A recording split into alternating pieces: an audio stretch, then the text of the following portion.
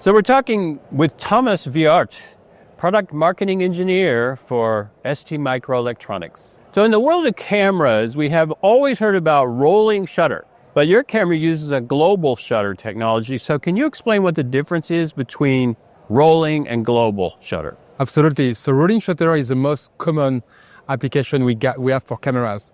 The principle is what you have when you take a picture of a landscape, for example. It will take picture line by lines. It means that from the first picture and the last picture, you will get an offset of couple of milliseconds or picosecond, depending on the quality of the global or the rolling shutter. On the opposite, the global shutter, the purpose is, as is mentioned by its name, to capture all the frame at the same time. It means that we'll have no difference from the first line to the last line.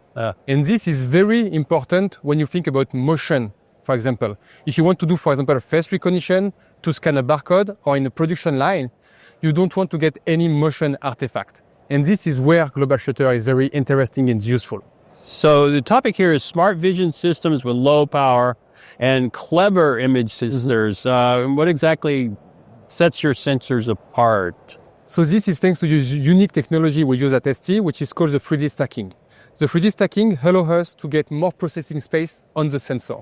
With the 3D stacking, it means that we have two different layers. So one layer which is 100% dedicated to the pixel, so it will just see the world. And at the bottom, we put a second one which is doing the processing. And because you get more space when you do the stacking, this more space you have will allow you to get more features embedded on the sensor. And if you embed more features on the sensor, it is less processing you have to do on the host. And this is very interesting to save power and processing power on the host side. Okay. You mentioned low power consumption. Tell me more about that. Yes, so we have a unique feature embedded in this sensor, which is called the auto wake up. It will allow you to detect if something happened in the scene. If nothing happened in the scene, you will remain at 1 FPS, reducing the power consumption down to 1 milliwatt. And if something happened in your region of interest, at this time, you will decide to wake up the host and to stream at 30 FPS, for example, to get a full resolution image.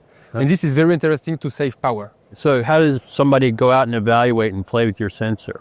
So yes, so all our boards are available on the e-distribution or distributors. So we have different boards, for example, which is this one right here.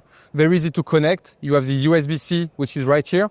And you have some very small camera modules that you can connect and buy from the market, which is very easy to connect. You see that it is very small module. Yeah. And you can connect it as well to other boards, such as this one, which can be connected to a Raspberry Pi platform, for example. Yeah.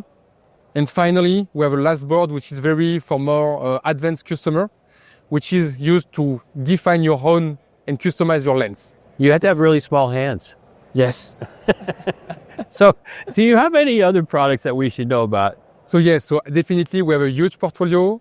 So ST is doing image sensor for more than 25 years, but we only introduced first camera on the mass market, what we call last year. And today we have 5 products in our portfolio, from 0.4 to 1.5 megapixel, from monochrome to RGB-IR, passing by RGB. And we will release a 5 megapixel next year. And if you stay tuned, we will have more and more higher resolution coming in the future. Oh, wow. So stay tuned and you will learn about this. Oh, nice. Thank you very much. Thank you for your time. It was great.